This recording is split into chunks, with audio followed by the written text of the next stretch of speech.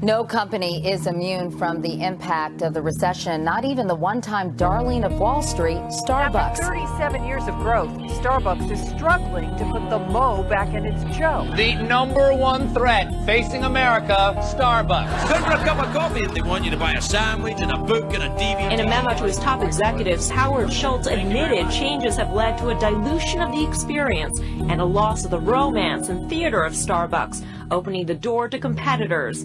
This must be eradicated. Yesterday, it was concluded that I would be coming back as Chief Executive Officer. I can see the light. I know what we have to do. We have to show up. We have to do the work. And what doing the work means is that we have to find answers to tough problems.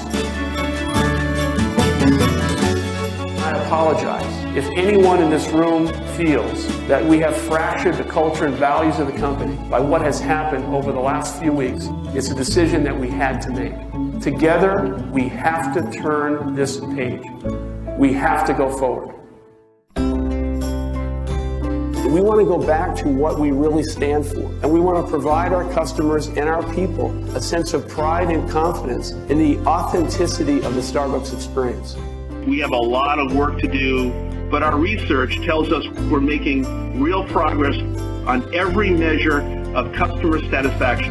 There'll be more stores in the next year that'll be very, very different, but much more exciting and obviously much more relevant than the stores we built 10 years ago. Starbucks' best days, I truly believe, are in front of us. We have some of the finest people in the world serving our coffee in our stores. We are ethically sourcing the highest quality coffee in the world. I know that to be true. We have built one of the most recognized and respected brands in the world. And I believe sincerely in the future of our company because I believe in all of you.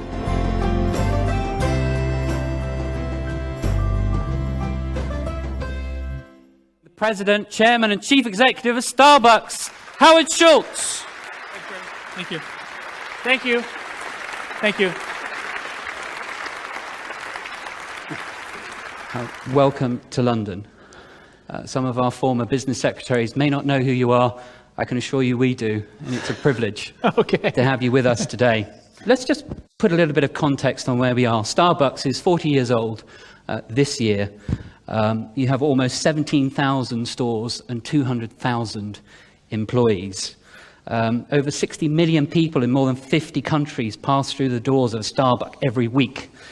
Starbucks has an extraordinary history, and we're going to explore some of that history today. But I want to start by looking at where you started, and I'd like you to tell us a little bit about what it was like growing up in the projects in Brooklyn in the 50s and 60s. Okay, thank you. Good morning, and thank you all for coming. I really appreciate it very much. My story, I think, has been well told in that I grew up in what is entitled in America the projects, which is federally subsidized housing. Really, literally on the other side of the tracks.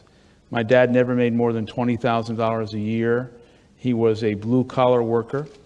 And I think I saw, as a young child, the fracturing of the American dream, in that, unfortunately, my parents were not educated, and they didn't have the resources to take advantage of what America really had to offer. And I think that really did shape how I would see the world. If I took you to where I grew up, the odds on me getting from there to here is not something you would have bet on. And I think I was very fortunate to put myself in a position to succeed. But also I've had a lot of luck, a lot of good fortune. But I do say in the book, and when I speak to young people, I think something that happens along the way is that people are somehow encouraged that perhaps they're dreaming too big or their dreams can't come true. And what I try and encourage young people to avoid is don't allow anybody, friends, family, even your parents, to tell you you're aiming too high. Because if you look at my story, it's not a Hollywood movie. It's real, it's authentic, and it happened to me. I'm not smarter than anyone else, and it can happen to you. Business is a team sport. It's not about one person. And I think I learned that on the sports field. And specifically what I mean is success is best when it's shared. You have to be willing, I think, to share the spotlight with others. And if you look at the entire history of our company, what we've tried to do essentially is build a company that would balance profitability with a social conscience, and that started with our people. And what we've tried to do, I think, more than anything else, is recognize that you can't exceed the expectations of your customers as an enterprise unless you exceed the expectations of your people first. Now, you use a word in the book that you say is not a word widely used in business. You use the word love. Yes. Tell us about your love for Starbucks. Well, you know, I've been giving pretty formal speeches in the last couple of weeks, mostly in the U.S. And I start off, my first sentence is, I want to talk about love. Now, I've talked to business schools, I've talked to business people, I've talked to CEOs, and they, you know, when I say the word love, I think they must think, well, you know, what is going on here? And what I want to try and say is that I want to explain to the audiences that I've spoken to that I love Starbucks Coffee Company almost as much as I love my family. There isn't anything I would not do to defend the company, to preserve it, and to try and enhance it. And I want people around me who have that same level of commitment.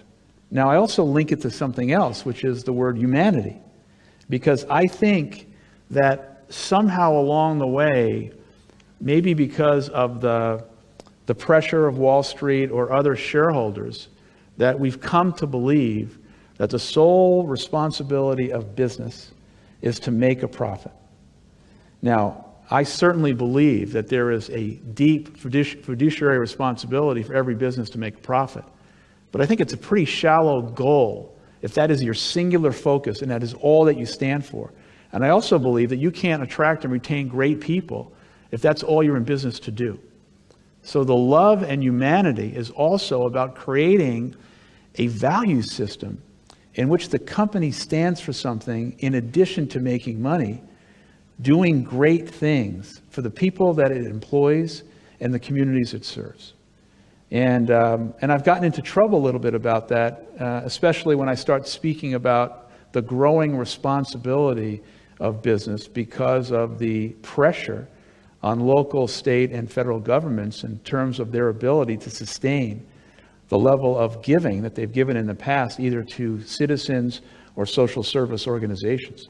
And I think as a result of that, and this is not a U.S. phenomenon, businesses are going to have to do more and they're going to be called on to do more. I also believe that those businesses that do the right thing in the right way will make more profit as a result of doing the right thing.